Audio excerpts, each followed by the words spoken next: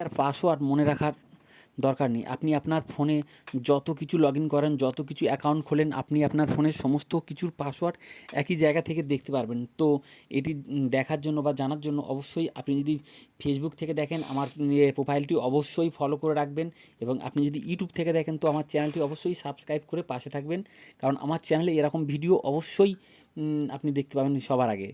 আর যারা already follow করে রেখেছেন বা সাবস্ক্রাইব করে আছেন, তাদেরকে অসংখ্য ধন্যবাদ।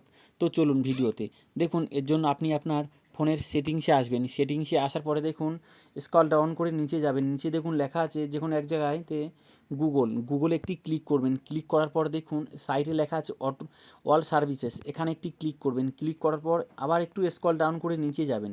নিচে দেখুন লেখা আছে অটো ফিল উইথ গুগল, এখানে একটি ক্লিক করবেন। ক্লিক করার পরে দেখুন নিচের দিকে দেখুন, সবার নিচের দিকে দেখুন পাসওয়ার্ড লেখা আছে।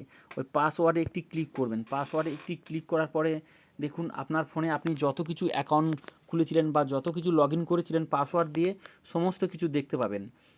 আপনি সে ফেসবুক হতে পারে, ইনস্টাগ্রাম হতে পারে, আপনি যাই করে থাকুন না কেন, আপনার ফোনে যেখানে যত পাসওয়ার্ড দিয়ে রাখবেন আপনি সবগুলো দেখতে পারবেন।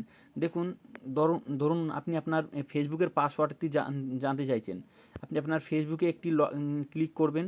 ক্লিক করার পরে সাথে সাথে একটি চোখের আইকন দেখাবে, আমি দেখাচ্ছি না। তো সেই চোখের আইকনে ক্লিক করবেন। ক্লিক করলে আপনার পাসওয়ার্ডটি ওখানে দেখতে পারবেন। তো আমি হাইড করে রেখেছি সিকিউরিটি পারপাসের জন্য।